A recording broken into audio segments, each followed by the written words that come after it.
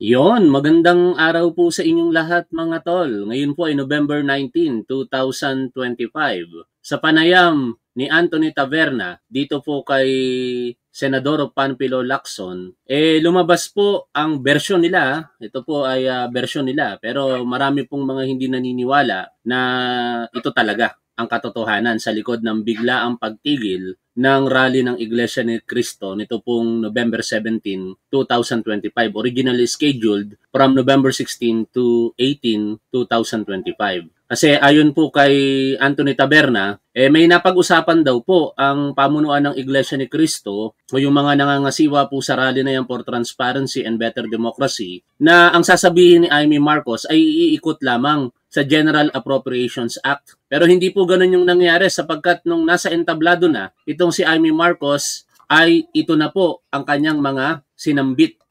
Sa ikalawang araw ng rally ng Iglesia ni Cristo, tahasang binatikos ni Senador Amy Marcos sa kanyang talumpati sa stage ang kapatid na si Pangulong Bongbong Marcos. Batid ko na nagda-drug siya.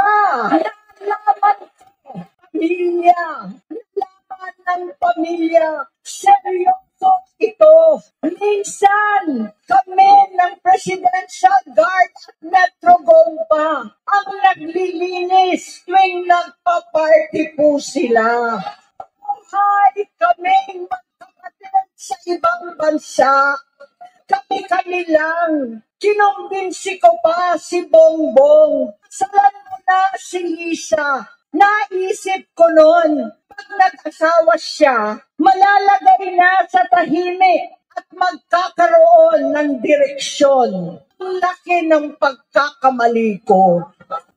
Lumala ang kanyang paglulong sa droga. Parehas pala silang mag-asawa noong 2016. Kasabay ng kampanya ni dating Pangulong Duterte laban sa droga. Lumabas ang pangalan ni Bongbong sa listahan. Nasama siya sa listahan ng mga celebrities. Masinsinan kong kinausap si Pangulong Rodi. Halos manikluhod ako. Sinabi ko ayon sa kapulisan, dapat unahin, usigin ang mga pusher. At saka na lamang sagipin ang mga user. Naligtas si Bongbong. Alam naman natin. Facts-based muna tayo mga tol kasi lahat naman ng sinasabi natin o kayo pong mga manonood natin dito na pabor o hindi pabor sa mga nangyayari ay spekulasyon pa lamang. Facts-based tayo.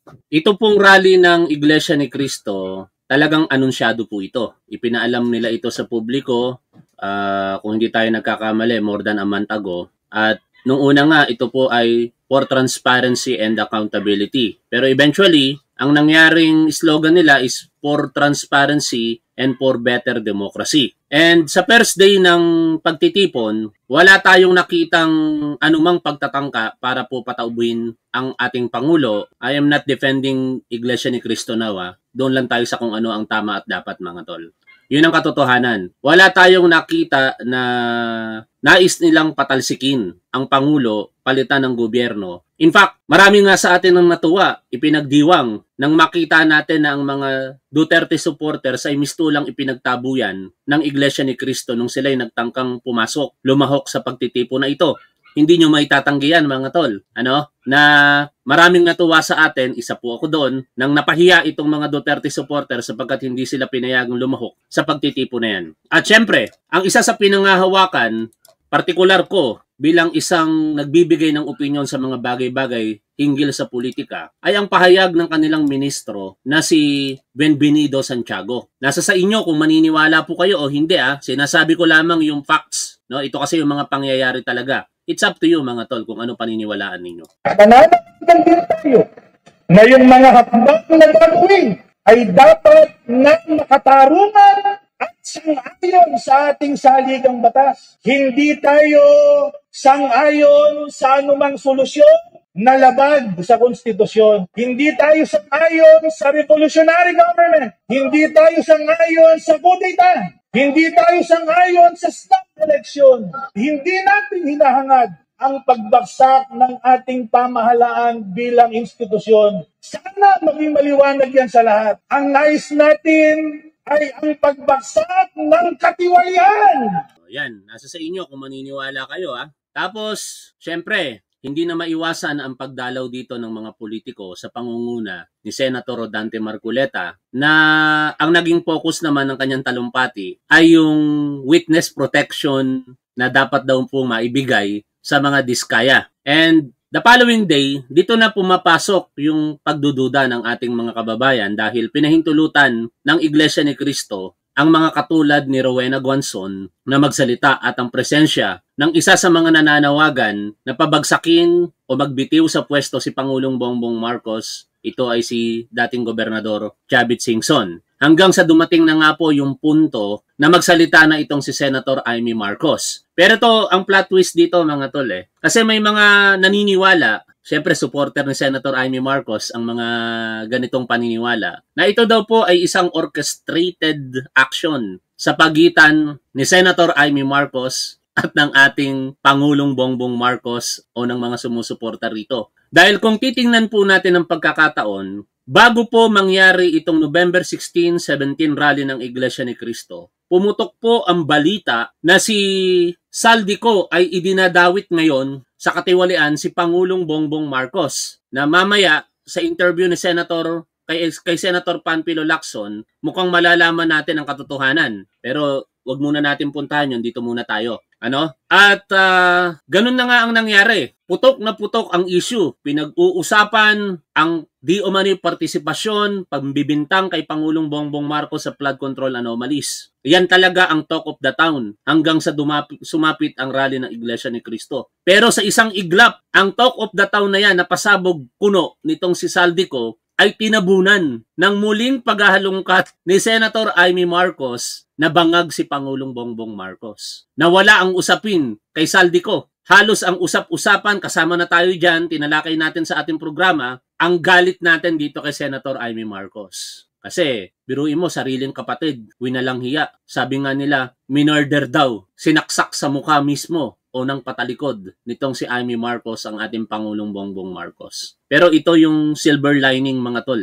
sa kawalang hiyaan na yan na pinagsasasabi ni Senator Amy Marcos. Dahil sa kasinungalingan na yan ni Senator Amy Marcos, parang nawala sa eksena itong si Saldico. Natabunan lahat yung kanyang mga pinagagawang video at ang focus ng atensyon ng publiko ngayon ay doon sa lumang kwento o paninira kay Pangulong Bongbong Marcos na siya po'y gumagamit ng illegal na droga. In short mga tol, walang mga Pilipinong bagong naniwala sa pasabog ni Amy Marcos. Ang tanging naniniwala lamang na si Pangulong Bongbong Marcos ay adik ay ang Duterte supporters na kailanman hindi naman natin mababago ang paniniwala. Kaya sa isang punto, I am not saying na this is true. Sa isang punto, nakatulong itong kawalang hiyaan ni Senator Amy Marcos para ang eksena mapunta sa isang issue na wala namang patutunguhan dahil alam naman ng lahat na hindi po ito makatotohanan kaysa doon sa nire-raise nitong si Saldico na partly maaaring totoo kasi lumalabas ngayon sa interview kay Senator Panfilo Lacson na may mga sangkot ditong gabinete ng ating Pangulong Bongbong Marcos. This is why I am calling and suggesting sa ating gobyerno na sana wag nang gamitin pa yung mga courtesy resignation para lamang bigyan ng graceful exit ang mga ganitong gabinete sa ilalim ng administrasyon ng ating Pangulo. Kasi napakasimple lang naman talaga Oo, mabait si Pangulong Bongbong Marcos. Pero kung tinatarantado ka na at inabuso ang pagtitiwalang ibinigay mo, siguro naman makatuwiran lamang na gamitin na ang appropriate term. Katulad ng pagsasabi ni Ramon Tulfo na walang courtesy resignation kung hindi sila ay sinibak. At yan din ang paniniwala ko. Sila ay sinibak sapagkat inabuso nila ang tiwala na pinagkaloob sa kanila ng ating Pangulong Bongbong Marcos. Pero balik muna tayo dito sa dahilan ng Iglesia ni Cristo as mentioned nitong si Anthony Taberna sa kanilang programa ni Jerry. Sino to? Sino tong isang kapartner niya? Basta Jerry pangalan yata niyan. Pakinggan po natin ito mga tol. Nung pong isang araw na nagsalita si Senator Amy at pinatigil nga ng Iglesia ni Cristo yung pong rally Ito yung bersyon ng Iglesia ni Cristo sa pangunguna nitong si Anthony Taberna. Tinigil, ipinatigil. Jerry Baha, maraming salamat. Nitong Iglesia ni Cristo dahil ayon sa kanya, inambush daw ni Senator Amy Marcos ang event. It's up to you kung maniniwala kayo pero may silver lining doon, uulitin ko. Sa ginawa ni Senator Amy Marcos na yan, natabunan yung kwento ni Saldico. At ngayon patuloy na pinag-uusapan ang kawalang hiyaang pananalita nitong si Senator Amy Marcos. Ito ba ay proteksyon ni Amy Marcos para sa ating Pangulo o ito talaga ay paninira sa ating Pangulo? Kayo na mag-decide sa mga bagay na yan. Dahil hindi naman yung parte ng usapan.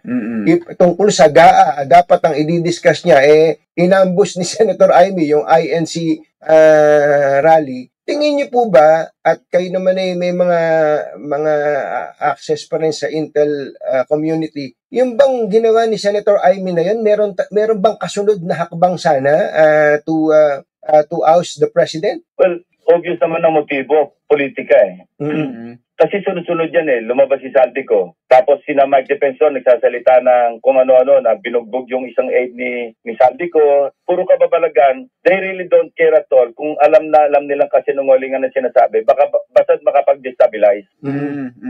Obvious sunod-sunod yung yung mga events Kung ako yung mag-analyze, talagang orchestrated, saka calibrated So in other words, orchestrated and calibrated according to the words ni Senator Panfilo Lacson. Kasabwat ba dyan ang Iglesia ni Cristo? Di natin alam. No? Kasi ang sabi nila, for transparency and for better democracy. Kaya nga ang panawagan natin sa Iglesia ni Cristo para maniwala talaga ang mga Pilipino for transparency is manawagan na rin sila na sana sagutin na ni Vice President Sara Duterte ang mga akusasyon sa kanya, lalong-lalo na sa isang formal forum na impeachment. Huwag nang pigilan pa ang impeachment trial kay Sara Duterte. Kung gano'n ang magiging posisyon dito ng Iglesia ni Cristo, baka maniwala talaga tayong lahat. Ngayon, nung gabi na yon, marami nagsasabi na hindi, kasabwat talaga yan. Alam ng Iglesia ni Cristo ang mga sasabihin ni Senator Amy Marcos dahil nga nakipagkamay pa raw po ang mapamunuan ng Iglesia ni Cristo kay Amy Marcos. Ako naman sa punto ko doon mga tol, ito observation ko lang, this is my opinion, hindi ko sinasabing tama ako, kung sa tingin nyo mali ako, di mali ako, tama kayo. Para sa akin, ang pakikipagkamay sa isang bisita ay isang kortesiya na dapat ini-extend ng kahit sino. Di ba? Regardless kung sino ka, kung anong reliyon mo, kung anong grupong kinabibilangan mo, meron kayong guest at hindi naging maganda ang pananalita nito, siguro naman, nararapat pa rin na kamayan mo at ipakita mo ang respeto. Pero ang hindi may kakaila kasi rito mga tol, whether we like it or not, the moment na natapos ang talumpati ni Senator Amy Marcos, ay ito ang nangyari. Nawala ang coverage ng Net25 INC channel YouTube sa live streaming ng kanilang programa. Hindi na natin ito makikita until now. It is either private or dinilit. Why? Kasi ang mga sinambit ni Senator Amy Marcos ay libelous. Alam natin bawal sa batas at maaaring madamay ang Iglesia ni Cristo kung patuloy nilang i-ere ang mga katagang binanggit ni Senator Amy Marcos. Pangalawa, agad natigil ang hindi inaasahang pagtigil na yan ng Iglesia ni Cristo rally. No? Kasi lahat tayo ine-expect natin In fact, ang dami pang ang vlogger ng sumusuporta sa ating gobyerno ang nagpalabas ng kanilang saloobin na sa ikatlong araw daw po ng rally ng Iglesia ni Cristo, may order daw po. Ayon dito sa panulat na shinare nila Sir Benji Contreras at ng iba't iba pang mga pro-BBM government vloggers. Shinare nila yon sa kanilang mga respective socials. Na ang kautusan di umano, ayon sa mga bubuwit na kanilang nakakalap, ay ang mga kababaihan ay hindi na pinapasama, ang mga kabataan ay hindi na, bagkos ang mga kalalakihan na lamang ang dapat manatili sapagkat meron na daw pong hahalo na manggugulo at magmamarcha sa ating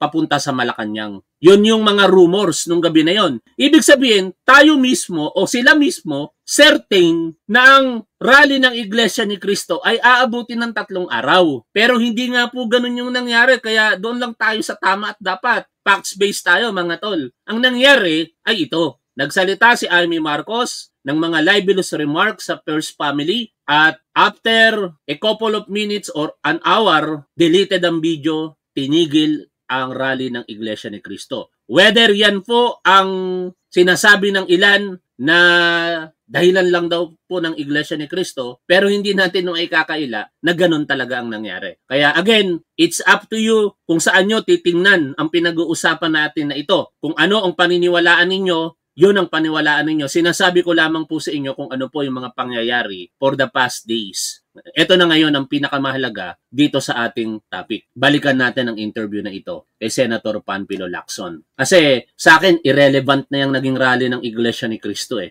Tapos na yan eh. Naipahayag nila ang kanilang saloobin. In fact, para sa akin, yan po ay pag-flex ng kanilang muscle eh. Pag-flex ng kanilang impluensya sa ating gobyerno sa politika. Para sa akin yun. No? Regardless kung ano yung kanilang naging kaparaanan at kung ano man yung kanilang talagang objective. Malinaw para sa akin, this is my opinion, na flexing of muscles yan. Na ganito kami ka-impluensya kaya dapat pakinggan nyo kami. Pero ito ang hindi dapat nating kalimutan. Na merong akusasyon kay Pangulong Bongbong Marcos na isang malaking kasinungalingan na pinangunahan ni Saldico. At yan ay giniba ni Senator Panfilo Lacson sa kanyang naging talumpati kahapon sa Senado. Pero hindi na natin babalikan ang talumpati na yan. Yung summary na lamang sa pamamagitan ng interview na ito ni Anthony Taberna at Jerry Baha kay Senator Ping Lacson. Malinaw dito na walang courtesy resignations taliwas sa sinasabi ng ating Palace Press Officer, and I do not blame Undersecretary Claire Castro kasi maaaring sumusunod lamang siya sa utos, no? Mabait daw kasi talaga si Pangulong Bongbong Marcos na kahit alam na may kasalanan, ito pa rin, binibigyan pa rin ng graceful exit. Parang si Vic Rodriguez, di ba? Parang si Manuel Bunuan at kung sino-sino pa dyan na mga miyembro ng gabinete dati na alam naman natin na may kasalanan pero nabigyan pa rin ng graceful exit. Sa akin, patapos na ang termino ni Pangulong Bongbong Marcos, more than 2 years na lamang siya. At masakit para sa isang supporter na katulad ko na niloloko siya. At tingin ko, yung mga panloloko na yan, dapat tumbasan na yan ng nararapat na salita. Sila ay sinibak. Huwag na natin i-sugarcoat. Kung sino man yung mga maaaring masaktan ng mga kapwa ko PBBM vloggers sa sinasabi ko, pasensya na kayo. Pero yun ang paniniwala ko. Huwag na nating i-sugarcoat na kesyo ganito mabuti, kesyo ganito ang nagawa, kawalan sa mga Pilipino. Hindi kasi yun ang punto dito eh. The moment na inabuso mo ang tiwala na ibinigay sa'yo, dapat managot ka. At dapat magkaroon ng investigasyon. At ako'y isa sa mga nananawagan ngayon ng investigasyon para sa dating Executive Secretary Lucas Bersamin at dating Secretary Amena Pangandaman. Sabi ni Senator Panfilo Lacson, paano magkakaroon ng courtesy resignation? Nandoon sa Senado, nasa budget hearing, si Secretary Amena Pangandaman. Bigla na lamang siya nakareceive ng text at umalis at yun na, courtesy resignation na. Saka, alam niyo mga tol, kung ibabangga natin yung courtesy resignation na yan sa mga paninindigan ni Executive Secretary Lucas Bersamin sa nakalipas na mga araw, di ba malinaw sa kanya na wala siyang planong magbitiw, na hindi pinag-uusapan yung kanyang posisyon, pero biglang magko-courtesy resignation? Nasaan ang logical thinking doon? O, pakinggan natin si Senator Lacson dito. Apo, gandang umaga po. Nagulat po ang lahat sa inyong mga binanggit kahapon. Linawin lang natin, Senator Ping. So, kino-confirm ninyo yung binanggit ni Saldico na meron talagang 100 billion insertions. Pero hindi para kay BBM, kundi may ibang tumarabaho, ginamit lang ang pangalan ng Pangulo. Tama rin yun, Jerry. Paano po ang nangyari doon po sa mga hindi nakasubaybay doon sa talumpati po nyo, Senator? Paano na-insert? Who initiated the insertion? Yung statement ni Saldico, di ba sinasabi niya na pinausap siya ni...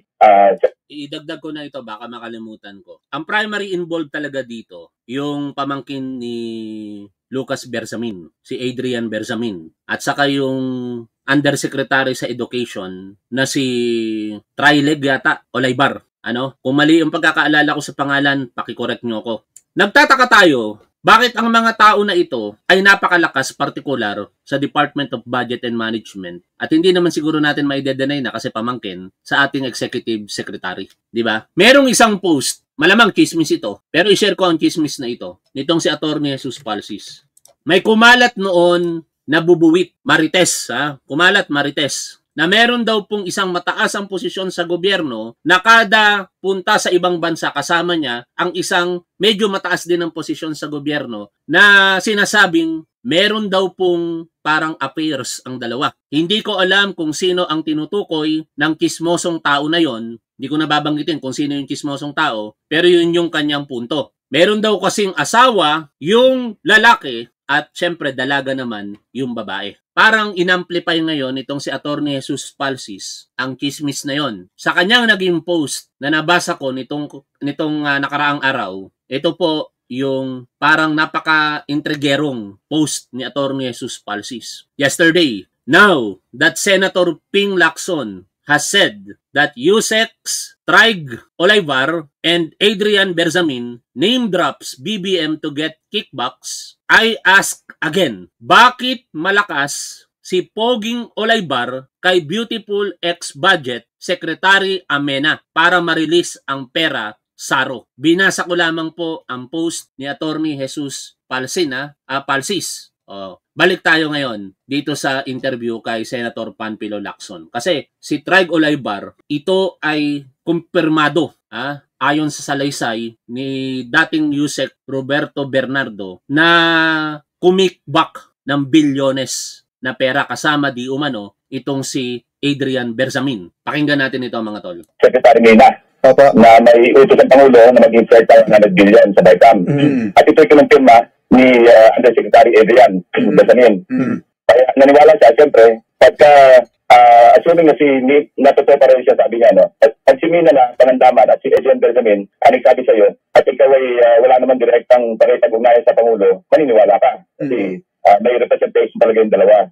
So, ganoon na nangyari. At totoo nga, validated na meron talagang yung mga items na nakalista sa kanya nung chinek namin, totoo yun. May mga parang typo, may mga hindi tugma, pero lahat halos, yun talaga yung 100 billion. Now, Friday siya, kapag nagkakaroon kami ng pagdinig, nandun naman siya sa social media, I think sa Facebook, si Yusek person namin noong araw na yan.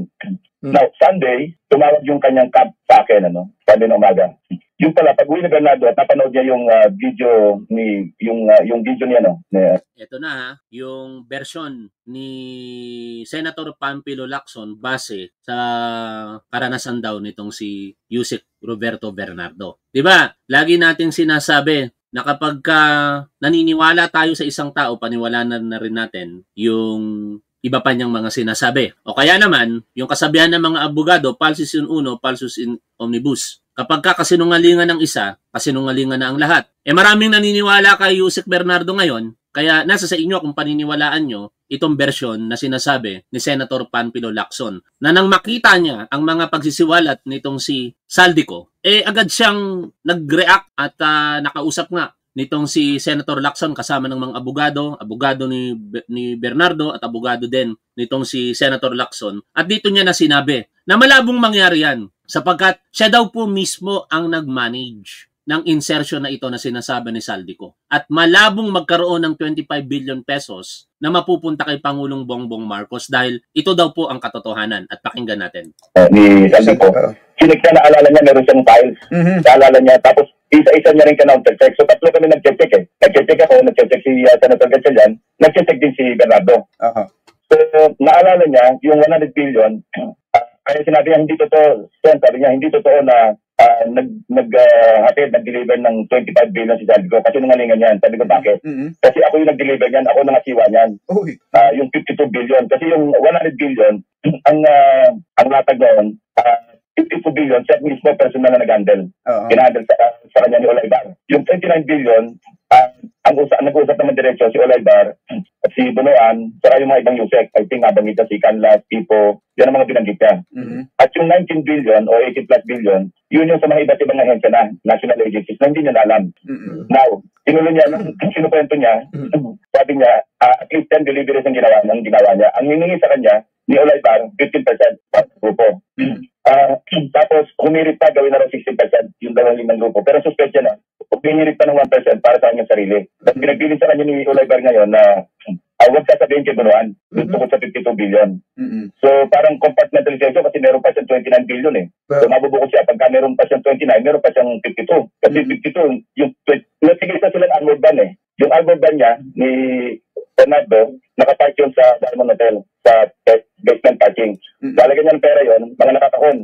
Sabi ka niya, hindi po pwede yung mga malay-malay hindi kakasya. Pinapantay niya, mga taga-nagbil. Isingit natin ito ngayon, Kasi sa totoo lang, hindi ako naniniwala na si General Torre ay biglaan na lamang aalisin ng ating Pangulo nang walang politikang involved. At first, ang medyo kinainisan ko rito si Secretary John B. Cremulya, sa totoo lang. And ngayon, mukhang it makes sense na mukhang may mas mataas pa kay Secretary John B. Cremulya ang nakialam dito. And perhaps, ito na nga, ang dating Executive Secretary, Lucas Bersamin. Dahil kung matatandaan ninyo mga tol, hindi ko lang makita yung mga dokumento na related dito sa ating pinag-uusapan. Mayroong budget insertion ang DILG na pinapipirmahan kay General Torre nung siya Chief PNP pa. Nagkakahalaga ito ng more or less 8 billion pesos na tinanggihan ni General Torre. Ang proponent o nagsasuggest ay itong si Bersamin,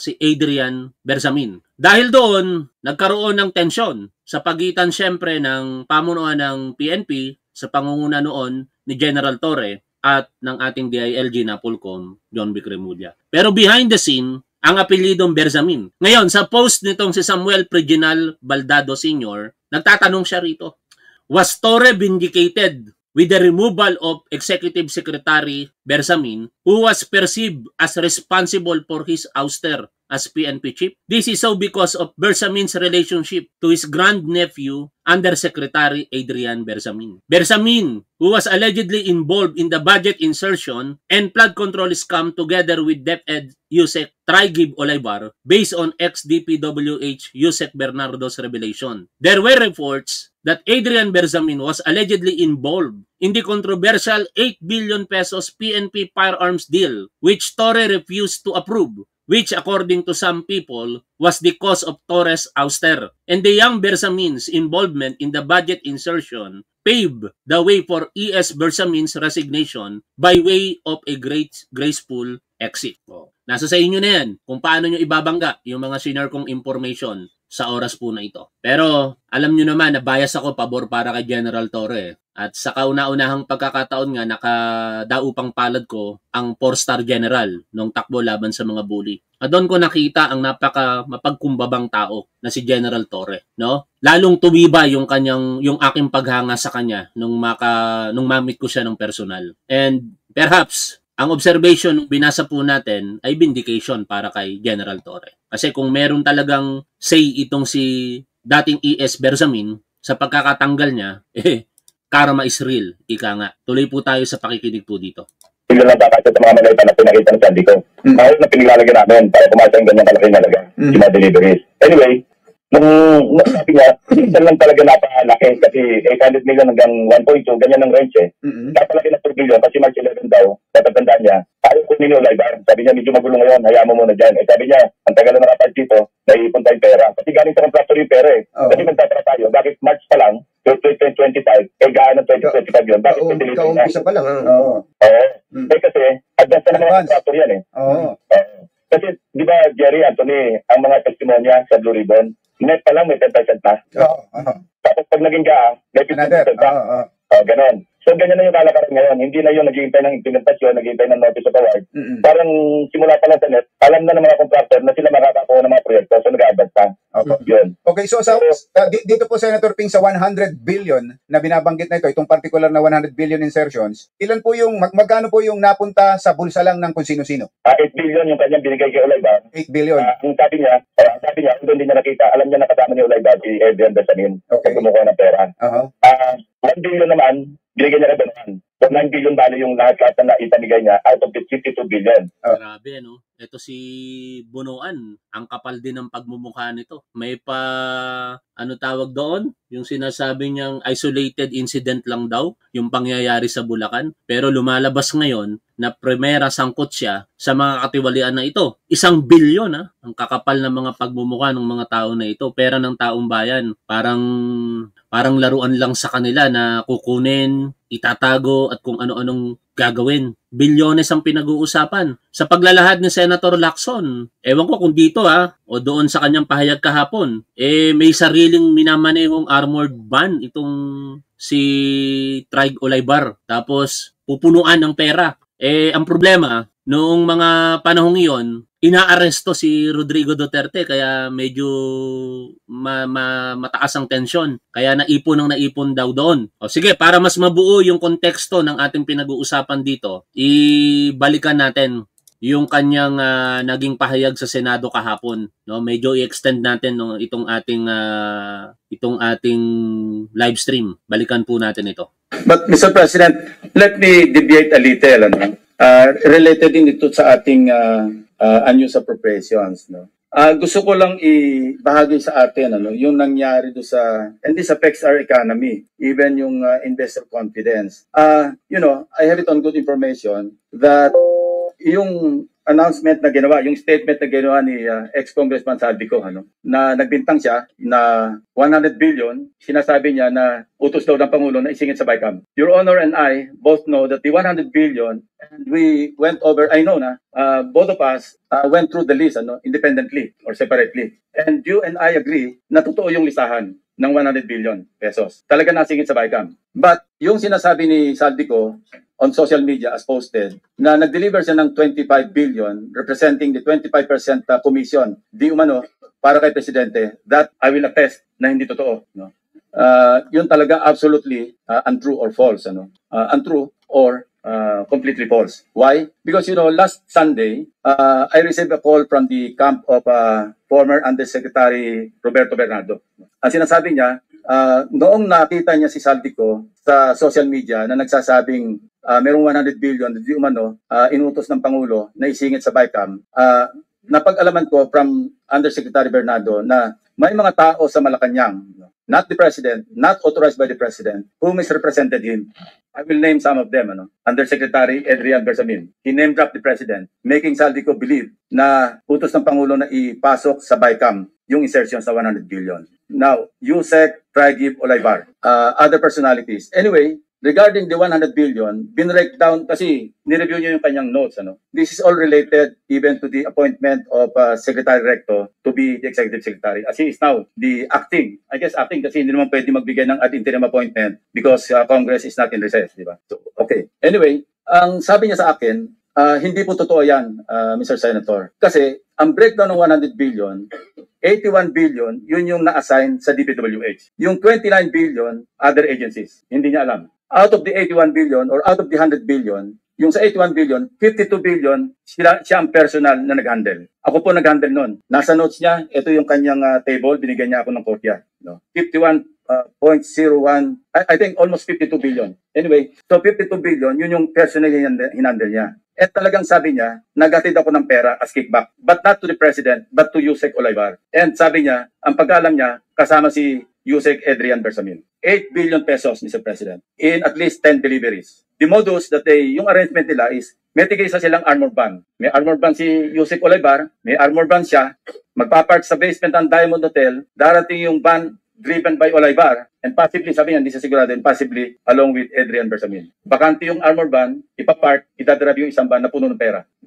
Ranging from 800 million hanggang 2 billion. Umabot ng 2 billion only because sometime in March, yung kanyang date na sinasabi from, I think, March hanggang April, yung delivery. Very good nga raw siya, sabi ni Yusek Olaybar, kasi nakakapag-deliver. Ang biggest kasi naipon, because March 11, natatandaan niya, inaapuran niya na si Undersecretary Olaybar, nakunin na kasi napupuno na at saka matagal na nakapark. Ang sabi ni Olaybar sa kanya, wag muna kasi magulo ngayon dahil inaaresto si dating Pangulong Duterte. So naipon yung laman ng van, sabi niya, mga 2 billion pesos. That was the single largest or biggest delivery that he made. Yan maliwanag yung akto ng dalawa sa narration nitong si Senator Lacson base sa pagpapatotoo naman di umano nitong si dating Undersecretary Roberto Bernardo. Pero tatapusin natin ito pong ating programa sa punto na ang courtesy resignation ng mga nag-resign nitong nakaraang mga araw ay in fact hindi po courtesy resignation. Yan po ay pagsibak kasi napaka-imposible daw na magko-courtesy resignation lalong-lalo na dito po kay Amenang Pangandaman na noong mga panahong iyon walang alam sa mga nangyayari. Nasa Senado siya tapos naka-receive siya ng text pumunta sa Malacanang, ayun na,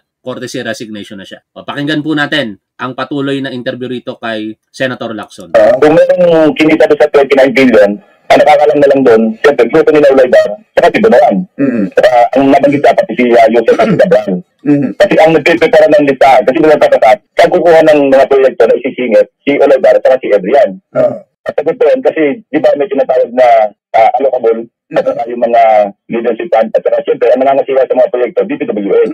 Ang gumagawa ng listahan lagi niyan, si Undersecretary Cabral. Kasi yung ni Donoan, mag-prepare ka ng listahan. So, ganun kadali na nakapagsingit ng mga items. Napaka... Noon nag-uusap na kami, sabi ko, okay, ganito ang gawin mo. Igalan mo yan in your own handwriting, pirmahan mo.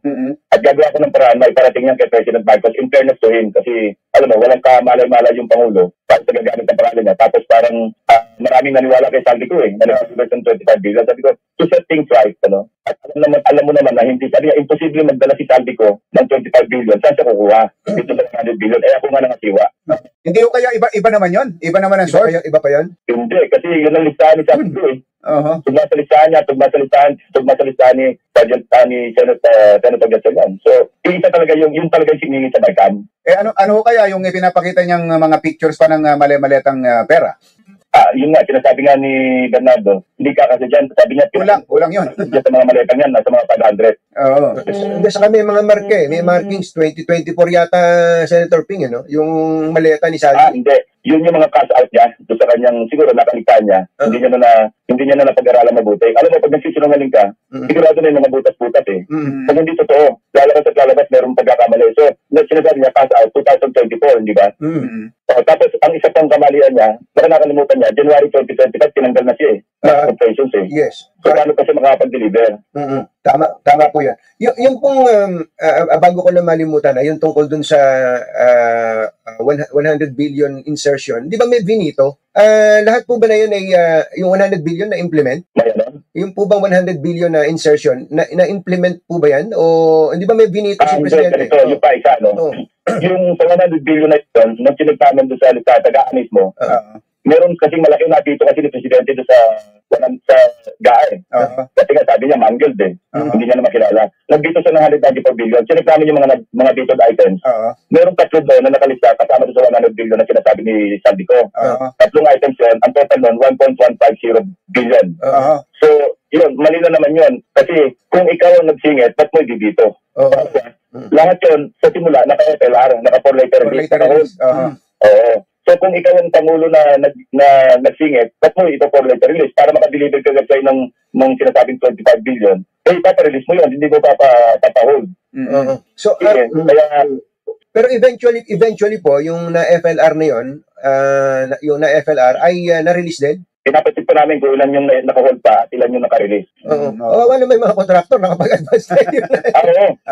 Ito pa, sabi na Bernardo, kasi nga, parang kinapos yata yung nakapag-abono pa siya, sabi niya may utang pa nga sa akin yung pinaulaber nag-advance siya sa sarili niyang pera ni alam naman natin yung sarili just for identification. Magkano daw po yung inabono niya? Ito ko niya lang ng konti. Magkano daw po binanggit? Kaya nga sabi sa kanya rin na Oliver, very good. Hindi mo naka-deliver ka, parang halos isang buwan lang yun na-deliver niya Senator Ping, magkano daw po yung inabono niya? Hindi ko na natanong. Bahala na sa tubuhan niya. Ano susunod dito, Senator Ping? Kayo, sa Blue Ribbon Committee, kaugnay itong bagong mga discoveries na ito? Hindi, ganito. Nung dumasa ng sulat, kasi nag-a-apply siya sa WPP. Nag-a-apply siya ng State Fitness. At ongoing yung pag-process, Ang concern niya, sabi niya, pagka nagsulat ako ni Chad, kailangan i-convert ko ito agad sa supplemental affidavit. Sabi ko, gawin mo na yan. At kakausapin ko yung Secretary of Justice, si Secretary Vida, na ito, kasi may urgency, ginawa mo lang susulat. Pero eventually, gagawin mo rin supplemental affidavit yan. So I think, nagawa niya nila siguro, dahil sabi mo na sa lawyer mo, mag-coordinate na sa DOJ, para hindi ma-discourage yung iyong application. Kasi yun ang isang concern niya Hindi po ba ninyo tinitingnan naman yung possibility na meron din talagang instruction kay Yusek Adrian Bersamin o kaya ay kay Yusek Try Olayban para gawin nila ito, Senator Ping? Yun, by deduction. Kasi mga Yusek ito Opo. Ngayon, tuloy ko lang, napadala yung sulat kay Presidente, Monday ng 2 p.m. Mga Yusek ito, di ba? Hindi naman makakapag-decide ng mga Yusek kung walang mataas na mag-uutos sa kanila, di ba? Yung incidents na ito, talagang hindi tutugma kay Pangulong Bongbong Marcos kasi walang alam si PBBM Sino ba yung level na susunod kay Pangulong Bongbong Marcos o sa ilalim ni PBBM bago itong Yusek? Di ba, secretaries na? Kaya dito dapat maimbestigahan itong dating Executive Secretary Lucas Bersamin. Kasi one point sa pahayag ni Senator Lacson, si dating ES Bersamin daw mismo ang nagsabi na sila na ang bahala. Kasi may mga in-insert na naku-question at ang sagot daw di umano ni E.S. Bersamin, sila na ang bahala. At saka papaano maire-release kaagad dito kung mahina itong si Trigib Olaybar o either si Adrian sa Department of Budget and Management. 'Di ba? Ang pinaka top decision manggagaling sa DBM Secretary. Kaya ang panawagan natin, isang seryosong investigasyon, hindi lamang graceful exit. Dapat maimbestigahan. Sa bagay, gano'n naman ang nangyari din kay Manuel Bunoan eh. Nagkaroon ng graceful exit, pero ngayon, naimbestigahan at humaharap na sa kaso. O, tuloy po tayo sa pakikinig po dito. Nag-usap sila ng tao na nagdala. Kaya nga, di ba, nagkaroon ng courtesy resignation noong Monday afternoon. Yes. Alam mo, sa kabahay ko ni Pangulo, courtesy resignation, pero noong tanghali na yun, nandun si Secretary Pangandaman sa Senado. Kasi nga, DBCC, yung General Principles, may interpellation kami sa senaryo. So, nagmamadali siyang umalis niya kasi may effect siya natanggap. Yun na yun, pagdating niya na lang kanya, sinabi courtesy resignation. Pero, Di ba? Si Secretary Pangandaman yung tinutukoy dyan ni Lacson. Naka-receive siya ng text, nagdali-dali siyang umalis, tapos pagdating niya ng Malacanang, may courtesy resignation na siya. Ay, nako.